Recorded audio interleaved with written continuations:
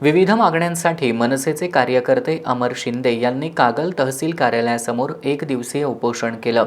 तहसील कार्यालयात लोकशाही दिन आणि महिला लोकशाही दिन आयोजित केला जात नसल्याचा आरोप करत शिंदे यांनी कार्यालयातील जनरेटर आणि लिफ्ट बंद असल्याने होणाऱ्या गैरसोयींकडे सुद्धा लक्ष वेधलंय।